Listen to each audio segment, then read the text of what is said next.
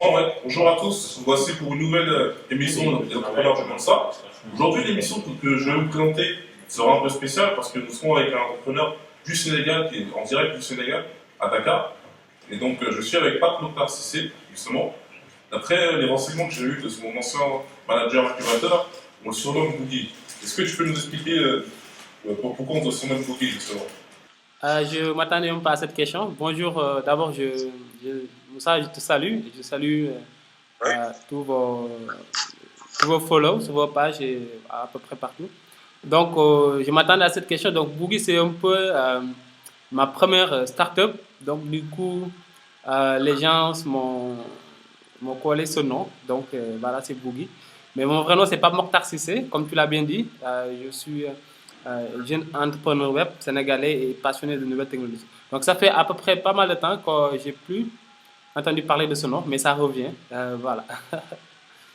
D'accord. Là, aujourd'hui, il y a un projet qui te vient à cœur. Tu avais participé aussi à un concours d'entrepreneuriat sur le continent africain. Est-ce que tu peux nous en dire un peu plus? Brièvement, juste. Le mois de juillet dernier, c'était un concours qui s'appelle GIST Tegai Competition, organisé par le département d'État des États-Unis, qui se passe en même temps que le sommet mondial de l'entrepreneuriat, où j'ai représenté l'Afrique francophone à Nairobi, au Kenya. Oui, tu avais été le seul représentant francophone à pouvoir participer aux phases finales, c'est ça? Pardon, voilà, j'ai représenté l'Afrique francophone à la grande finale qui s'est passée au Kenya le mois de juillet dernier, au sommet mondial de l'entrepreneuriat. Et l'application, c'était Jotolico, une application web qui crée un lien communicationnel entre le gouvernement, les acteurs sociaux et les citoyens qui vivent dans les milieux reculés. Là, tu as un nouveau projet qui est en tête, qui s'appelle Yes We Sell. Est-ce que tu peux nous en dire un peu plus de ce projet que tu avais en tête depuis assez longtemps? Depuis une année à peu près qu'on a commencé à travailler sur ce projet et depuis peut-être 2 à 3 ans que j'ai le projet en tête. Et depuis le 1er janvier, on a lancé le projet. Donc le projet c'est Yes We Sell, qui est un site, l'un des premiers sites de e-commerce destiné à la vente exclusive de produits faits par les personnes incarcérées. Donc comme vous le savez, les personnes incarcérées, plus communément appelées les prisonniers, ils font beaucoup d'activités dans les maisons d'arrêt et de correction. Et dans ces activités, il y a les activités artistiques. Et comment était venue cette idée justement de lancer justement un site de e-commerce, mais pour les prisonniers? C'est vrai que le contexte il est un peu spécial. Donc mon papa était dans l'administration pénitentiaire. Donc c'est comme ça, peut-être petit à petit, que la cause carcérale est venue à moi. Donc c'est comme ça que très tôt j'étais un témoin des conditions difficiles dans lesquelles les prisonniers vivent. Donc c'est pour cela que ça a pu m'influencer, peut-être de façon directe ou de façon indirecte. Et ça a amené aujourd'hui le projet Yes We Sell. J'ai une autre question, c'est par rapport justement aux prisonniers. En quoi ton projet peut aider à améliorer leurs conditions de vie? Et est-ce que ce projet travaille aussi à leur réinsertion lorsqu'ils vont finir leur peine? Maintenant, il y avait un souci. euh, les programmes qui aidaient ces détenus de faire des activités dans les prisons, après, il y avait un problème de vente. Ils produisaient, mais ils ne parvenaient pas à vendre.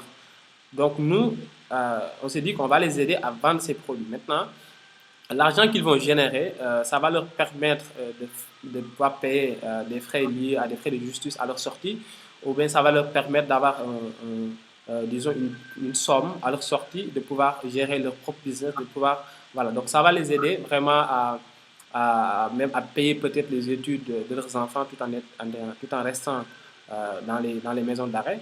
Donc cela contribue de façon directe aujourd'hui à l'insertion d'abord et puis à la réinsertion sociale des détenus. D'accord. Je voulais aussi savoir par rapport justement qu'est-ce que les prisonniers pouvaient gagner. Maintenant, je voudrais savoir qu'est-ce que ta société y gagne à lancer ce projet. Est-ce qu'il y a un business model qui vous permet de générer des revenus aussi pour vous ou c'est une action purement sociale? Donc pour l'instant, je veux dire qu'on se cherche. Donc on est aussi en train de chercher quel est le business model qui sera le plus adéquat par rapport à ce que l'on fait. Pour l'instant, on s'était dit qu'on allait ajouter 10% à 5% sur chaque produit. C'est-à-dire si aujourd'hui un détenu vend un tableau à 40 000, on s'est dit qu'on va ajouter 4000. D'accord. Donc, si je résume bien, ce serait que vous faites une petite marge par rapport au produit que le détenu va vendre. C'était ça en fait. Donc on s'est dit qu'on va ajouter une petite marge qui va permettre de couvrir les frais liés à la logistique. C'est-à-dire parce que quand quelqu'un fait une commande sur le site, donc il faut qu'on puisse livrer ce produit-là. Donc cette marge-là, c'était réservé pour cela. Mais comme nous finançons le projet à 100%, et depuis le lancement, depuis une année, c'est sur fonds propres, euh, les beignets que nous gagnons à côté dans nos activités respectives. Donc c'est cet argent-là que nous finançons nous-mêmes le propre projet. Après, on s'est dit, même les 4% là, on va essayer de voir comment faire pour vendre le produit avec le prix fixé par le détenu. Ne pas ajouter même les 4% là, peut-être ça peut influencer sur la vente. Donc on a éliminé ces 4% là. Donc pour l'instant, c'est nous-mêmes qui finançons le projet. On le fait à but social. Donc il n'y a pas un business model aujourd'hui par rapport à cela. On ne génère pas de revenus par rapport à ce projet. Donc on est aussi, c'est sûr que comme c'est le début du projet, il va pas, peut-être dans l'avenir, on va trouver le business model qui va plus correspondre à ce que l'on fait. Donc pour l'instant, on se cherche. Voilà. Au début, c'est... D'accord, je comprends bien. Maintenant, je voudrais justement savoir, est-ce que vous avez pu avoir une estimation, même si c'est que ce soit une action sociale ou purement, on va dire, business, est-ce que vous avez pu avoir une estimation peut-être des besoins à une potentielle clientèle ou bénéficiaire? Je crois que le besoin, il est là. Et on vise plus les Sénégalais de la diaspora. Donc, Je voulais revenir justement là, vous dites que c'est un site e-commerce. Est-ce que votre site est déjà effectif ou il est en préparation? il est déjà effectif depuis le 1er janvier. Donc nous recevons pas mal de visites, même des sites web en Chine. Ils ont écrit sur YesWeSell, donc au Maghreb, donc partout. Donc on a un bon feedback par rapport au site. Donc c'est yeswesell.org. Donc vous êtes en contact aussi avec la diaspora pour pouvoir acheter vos produits? Et rien que hier, j'ai reçu un appel d'un Sénégalais qui est en Hollande et qui a dit qu'il a vu le site et lui, il évolue un peu dans les milieux artistiques en Hollande et il voudrait voir comment il peut contribuer. Donc on reçoit des feedbacks par rapport au site, par rapport au produit. Donc comme je dis, ça fait qu'un seul un mois qu'on a lancé le projet. Donc le projet, donc ça, petit à petit, les choses sont en train de... Voilà. Et comment on peut justement acheter ces produits-là? Est-ce qu'on peut les acheter de l'Europe? Si. Pour l'instant, c'est possible. Mais par rapport aux moyens de paiement, on n'a fait que du cash delivery. Pour l'instant, c'est une livraison. On paye à la livraison.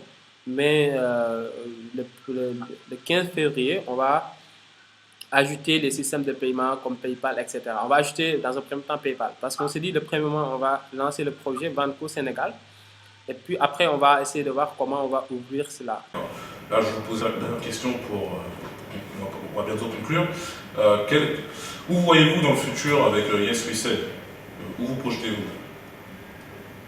On voudrait vraiment que cela soit aujourd'hui un modèle pour favoriser la réinsertion sociale des détenus partout dans le monde. On voudrait vraiment connecter d'autres prisons à la plateforme. Aujourd'hui, c'est qu'au Sénégal, mais on voudrait connecter les autres prisons en Afrique de l'Ouest, etc. Et pourquoi pas plus loin. Donc, on voudrait que ce qu'on veut vraiment, c'est que d'ici quelques années, que cela soit aujourd'hui un modèle un modèle non pas seulement au Sénégal, en Afrique, mais dans le monde pour pouvoir favoriser la réinsertion sociale et l'insertion sociale des détenus partout dans le monde.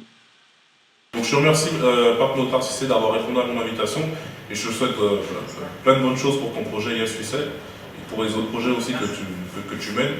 Donc à très bientôt pour une nouvelle émission d'Entrepreneurs du Monde. Retrouvez-nous sur Apple Media, Média de la Diaspora. Au revoir.